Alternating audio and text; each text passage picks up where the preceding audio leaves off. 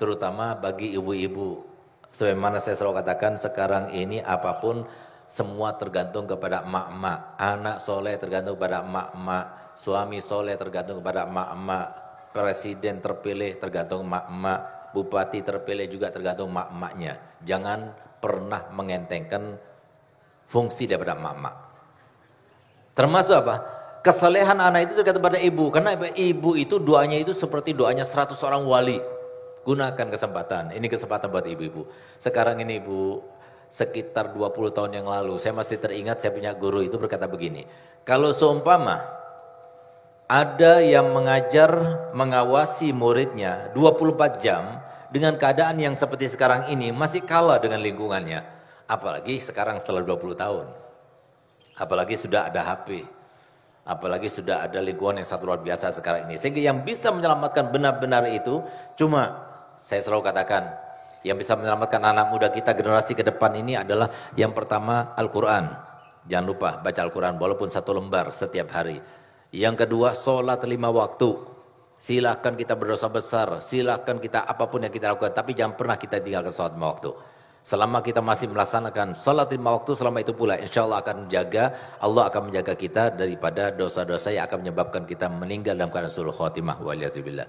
Dan yang ketiga, asupi dengan asupan ilmu agama, bagaimanapun caranya, baik itu dengan pondok pesantren, madrasah diniyah, hadir majlis taklim dan sebagainya. Dan yang keempat, doanya seorang ibu. Tidak dikatakan seorang ibu yang solihah, seorang ibu yang waliyah, seorang ibu yang rajin ibadahnya, tidak. Tapi seorang ibu, setiap ibu kalau doakan anaknya pasti dikabulkan Allah Ta'ala. Karena apa? Tidak ada ibarat yang paling mendekatkan ibarat tersebut kepada rahmat Allah melebihi daripada rahmat seorang ibu kepada anaknya.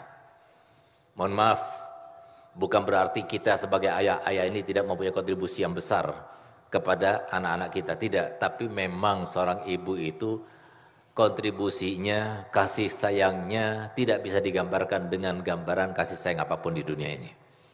Melebihi seorang ibu tidak pernah. Ayah itu tidak bisa mengungkapkan. Ayah itu sayang, ayah itu cinta kepada anaknya, tapi tidak bisa mengungkapkan. Tapi ibu itu bisa mengungkapkan. Oleh karenanya ibu yang galak kepada anaknya, itu adalah ibu yang paling sayang kepada anaknya. Padahal galak. Kalau kita lihat dari sekilas, oh galak dia nggak sayang. Enggak, justru ibu itu ketika mengungkapkan sayangnya itu, dia galak. Kenapa? Dia tidak akan galak kecuali kepada hal-hal yang disayanginya. Yang dia tahu bahwasanya ini sangat membahayakan, maka dia itu akan galak. Nah itu coba lihat. Maka kemudian Nabi SAW menggambarkan kasih sayang daripada seorang ibu. Kita ketika mendekap seorang anaknya yang masih bayi, dia itu menangis di tengah malam dan sebagainya. Maka didekapnya, dipeluknya, dalam keadaan dia itu sakit dipeluknya. Itu adalah sebuah ungkapan rasa kasih sayang tidak pernah ada digambarkan dalam kasih sayang apapun di dunia ini. Baik guru kepada muridnya, suami kepada istrinya, ataupun sebaliknya tidak ada. Kecuali ibu kepada anaknya. Sehingga dari situlah, makanya Allah Ta'ala memberikan kesempatan kepada kita untuk semuanya. Mau ibu yang solihah, enggak solihah, ibu yang rajin sholatnya atau tidak, yang rajin baca Qur'annya atau tidak. Pokoknya kalau ibu itu mendoakan anaknya, dikabulkan. Doakan anak-anak kita. Anak-anak kita itu masa depan kita. Anak-anak kita itu keterusan, kepanjangan amal ibadah kita.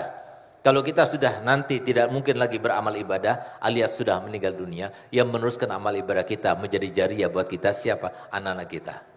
Kalau kita doakan dari sekarang anak kita menjadi anak-anak yang soleh, anak-anak yang beriman dan bertakwa, maka nanti setelah kita meninggal, apapun dilakukan oleh anak kita itu akan kembali kepada kita pahalanya.